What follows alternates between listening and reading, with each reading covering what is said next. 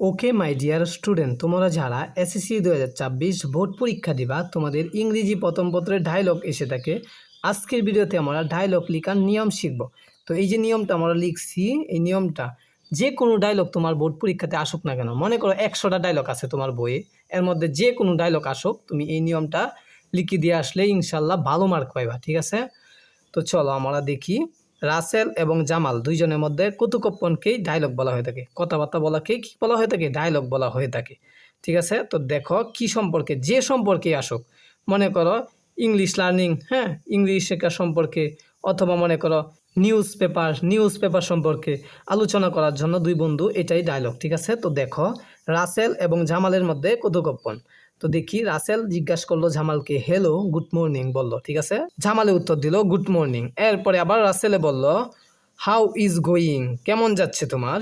এরপরে কি করলো, জামালে আবার উত্তর দিল আই এম কুইট ওয়েল, আমার ভালোই যাচ্ছে। অ্যান্ড হোয়াটস অ্যাবাউট ইউ, তোমার সম্পর্কে বলো, রাসেলকে জিজ্ঞাসা করলো। এরপরে দেখো এই প্রশ্নবোধক চিহ্ন, এগুলো তোমাকে বুঝে শুনে দিতে হবে। এই যে ফুল স্টপ, হ্যাঁ ফুল স্টপ, এরপরে হ্যাঁ প্রশ্নবোধক চিহ্ন, এগুলো তোমাকে বুঝে দিতে হবে সেন্টেন্স অনুযায়ী।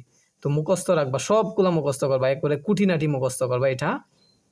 পরে রাসেল বলল আই এম অলসো ফাইন। এরপরে it's a great pleasure to see you.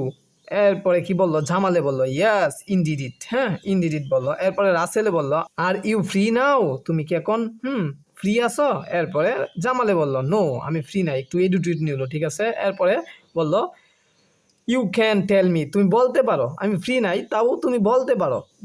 রাসেলকে বললো জামালে। ঠিক আছে, পরে রাসেলে বললো I would like to discuss about সম্পর্কে, নিউজ পেপার সম্পর্কে আমি তোমার সাথে আলোচনা করতে চাচ্ছি। এটা লিখবা সুন্দর করে, I would like to discuss, কি করতে চাচ্ছি, আলোচনা করতে চাচ্ছি। অ্যাবাউট মানে সম্পর্কে, এই যে সাবজেক্টটা থাকবে না, যে সাবজেক্টটা আসবে তোমার, হ্যাঁ বলবে যে এটা সম্পর্কে ডায়লগ লিখো, এই সম্পর্কটা এনে তুমি লিখে দিবা। ঠিক আছে, সাবজেক্টটা।